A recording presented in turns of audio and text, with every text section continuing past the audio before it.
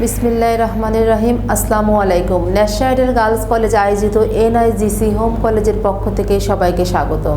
আমি নাহিদ সুলতানা, সমাজবিজ্ঞান বিষয়ের প্রভাষক। প্রিয় শিক্ষার্থীরা, আমাদের গত কয়েকদিন থেকে আমাদের এইচডব্লিউ কার্যক্রম শুরু হয়েছে। তোমরা প্রত্যেক শনিবারে 9টা থেকে 12টার মধ্যে 614 নম্বর কক্ষে শ্রেণী শিক্ষকের নিকট অবশ্যই তোমাদের নির্ধারিত যে বিষয়ভিত্তিক এইচডব্লিউ ইউটিউব ক্লাসে যাচ্ছে সেটা জমা দেওয়ার চেষ্টা করবে।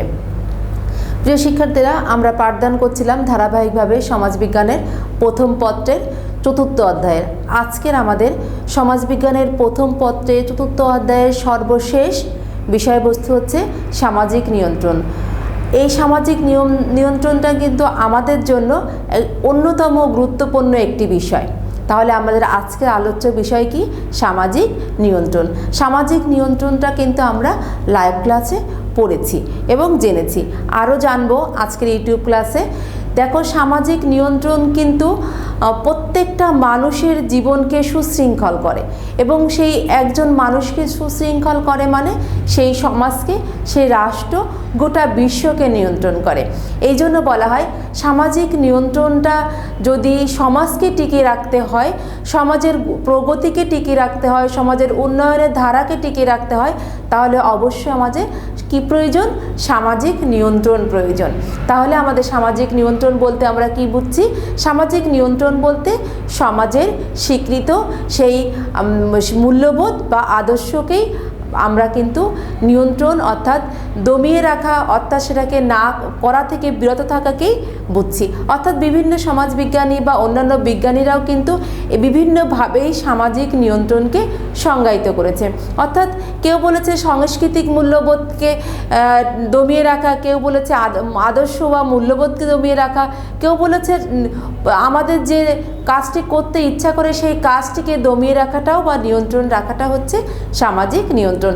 আমরা কিন্তু জানি যে সামাজিক নিয়ন্ত্রণের যে সত্ত্ব বা প্রক্রিয়ার ভিতরে 3টি সত্ত্ব প্রক্রিয়া আসে। সেটা হচ্ছে কি?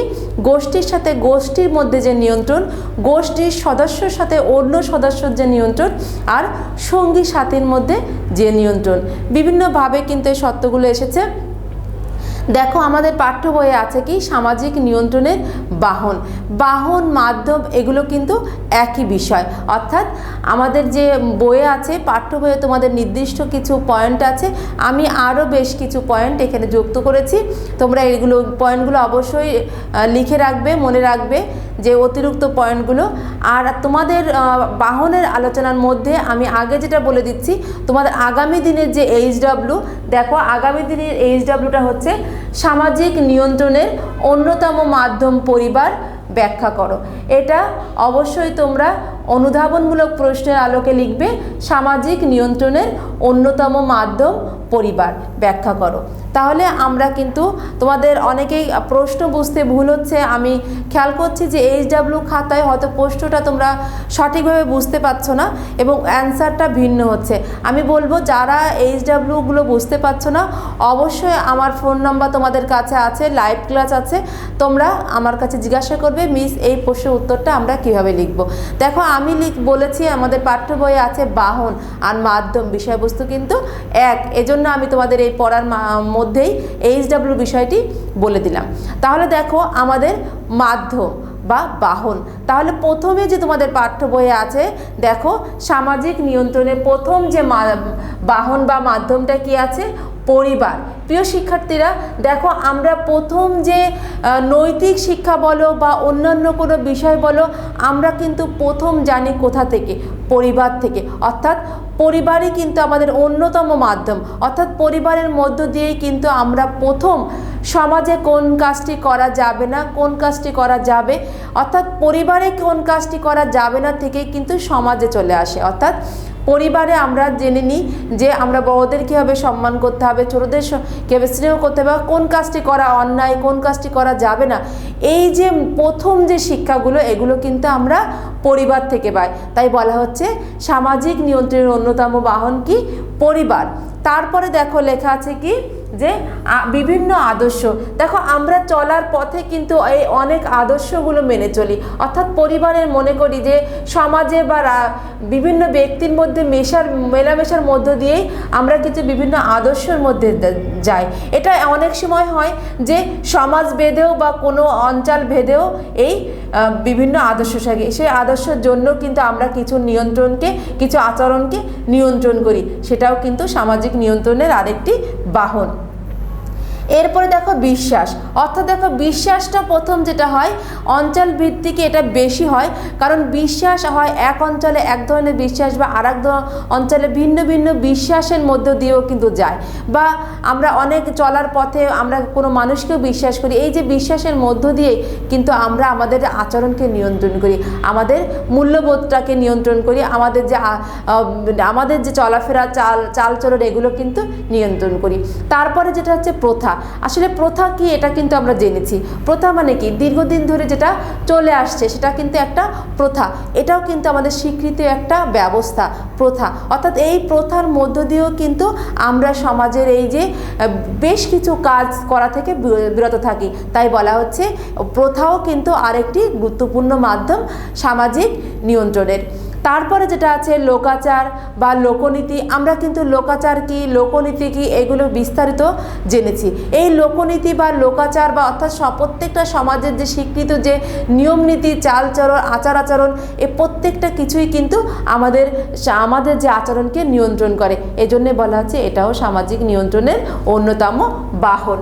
তারপরে দেখা যাচ্ছে ধর্ম কিন্তু অবশ্যই একটা গুরুত্বপূর্ণ বাহন, কারণ ধর্মই আমাদের কিন্তু শিক্ষা দেয়। যখন পরিবারে আমরা কিছু শিখি সেই শেখাটা কিন্তু অবশ্যই কোথার মধ্য দিয়ে আসে, এই ধর্মের মধ্য দিয়েই প্রথমে আসে। অর্থাৎ আমরা যে সম্মান করি, আমরা যে শ্রদ্ধা করি, এই যে ভক্তি করি, আমরা নিজ ধর্মকে বিশ্বাস করে আমরা কিছু ধর্মীয় বিষয় পালন করি, এ প্রত্যেকটা কিছু আমাদের যে আচরণ আছে, আমাদের যে মূল্যবোধ আছে এগুলোকে কিন্তু নিয়ন্ত্রণ করে, এগুলো দমিয়ে রাখে। অর্থাৎ আমাদের ভালো মন্দ কিন্তু ধর্মের মধ্য দিয়ে আমরা শিখি যে এই কাজটি করা অন্যায়, এই কাজটি করা পুণ্যের। অর্থাৎ এই যে ভালো মন্দের যে কাজটা করা এটাও কিন্তু আমাদের সামাজিক নিয়ন্ত্রণের আরেকটি গুরুত্বপূর্ণ বাহন হিসেবে বিবেচ্য। তারপরে যেটা শিল্প সাহিত্য কিন্তু আমাদের অনেক আচরণকে নিয়ন্ত্রণ করে। এই সাহিত্যর মধ্য দিয়ে কিন্তু আমরা অনেক কিছু শিখি, জীবন চলার পথে কীভাবে চলতে হবে এই যে নিয়মগুলো শেখার মধ্য দিয়ে কিন্তু এই শিল্প সাহিত্য আমাদের গুরুত্বপূর্ণ ভূমিকা পালন করে। এরপরে দেখো আছে কি জনমত, অর্থাৎ যেখানে আমরা বসবাস করি সেই এলাকার যে মতামত সেটাও কিন্তু আমরা গ্রহণ করি। অনেকটা কিন্তু এখানে প্রথার মধ্যে আছে, লোকাচারের মধ্যে আছে। ঠিক তেমনই জনমতটা, যখন অনেকজন জনমত মনে করেন এভাবেই চললে সমাজের উন্নতি বা সেই রাষ্ট্রের উন্নতি, তখনই কিন্তু কি হয় এই জনমতটার মধ্য দিয়ে আমাদের কিছু আচরণের নিয়ন্ত্রণ হয়, সেটাও কিন্তু সামাজিক নিয়ন্ত্রণ। তারপরে কি আছে দেখো শিক্ষা তো আসলে আমরা যে শিক্ষা বলছি যেটা দেখো পরিবার থেকে আমরা যা শিখি তাই কিন্তু আমাদের শিক্ষা। এই শিক্ষার মধ্য দিয়েই কিন্তু আবার কি আছে আমাদের প্রাতিষ্ঠানিক শিক্ষা আছে। এই প্রাতিষ্ঠানিক শিক্ষার মধ্য দিয়েও কিন্তু আমরা কি করি আমাদের আচরণকে নিয়ন্ত্রণ করি, আমাদের চলাফেরাকে নিয়ন্ত্রণ করি। তা আরেকটি অন্যতম গুরুত্বপূর্ণ মাধ্যম হচ্ছে এই সামাজিক নিয়ন্ত্রণের শিক্ষা। তারপর দেখো আইন, অর্থাৎ দেখো অনেক সময় দেখা যায় যে সমাজকে নিয়ন্ত্রণ করার জন্য, সমাজের শৃঙ্খলাকে নিয়ন্ত্রণ করার জন্য, সমাজের উন্নতিকে ধাবিতকে প্রসারিত করার জন্য কিন্তু কিছু কাজে আমাদের আইনের প্রয়োগ করতে হয়। অর্থাৎ আইনের প্রয়োগ করার মধ্য দিয়ে আমাদের আচরণকে নিয়ন্ত্রণ করতে হয়, সেটাও কিন্তু আরেকটা গুরুত্বপূর্ণ বাহন। এরপরে যেটা আছে কি চাপ প্রয়োগ, অর্থাৎ আইনের মধ্য দিয়ে অনেকটা অনেক আইনটা তো সবাই আমরা বুঝি যে আইন কি। ঠিক তেমনই অনেক সমাজে দেখা যায় যে কোনো একটা ব্যক্তি এই নিয়মটা মানছে না, তখন কিন্তু আমরা কি করি এই একটা চাপ প্রয়োগ করি, অর্থাৎ বল প্রয়োগ করার মতো যে তোমাকে এই কাজটি মানতেই হবে। এই যে আমরা বল প্রয়োগ করে যে নিয়মটাকে মানতে শেখালাম সেটাও কিন্তু আমাদের সামাজিক নিয়ন্ত্রণের আরেকটি বাহন। তারপরে দেখা আছে ব্যক্তিত্ব। আমরা অনেকেই আছি যে এমন একজন ব্যক্তিকে সামনে রেখে চলি যে তার আচরণকে সামনে রেখে আমার নিজের আচরণকে আমি নিয়ন্ত্রণ করি। অর্থাৎ আমরা সমাজের কিন্তু অনেকে আছে, সেটা আমাদের শিক্ষক হতে পারে, আমাদের কোনো প্রিয় ব্যক্তিত্ব, আমাদের আত্মীয় স্বজনের কেউ হতে পারে, যাকে দেখে মনে হয় যে আমি তার মতো হলে ভালো হব। এই জন্য তার মতো হওয়ার জন্য কিন্তু আমাদের নিজেদের ব্যক্তিগত আচরণকে আমরা সংযত করি। এই জন্য বলা হচ্ছে এই ব্যক্তিত্বটাও সামাজিক নিয়ন্ত্রণের অন্যতম বাহন বা মাধ্যম। এরপরে দেখা হচ্ছে বিবাহ। বিবাহ কিন্তু অবশ্যই আমাদের একটা আমাদের এই যে সামাজিক নিয়ন্ত্রণ করে, সামাজিক আমাদের নিজেদের চাহিদার জন্য কিন্তু এই বিবাহর সাথেই সামাজিক নিয়ন্ত্রণটাও অত্যন্তভাবে জড়িয়ে রয়েছে।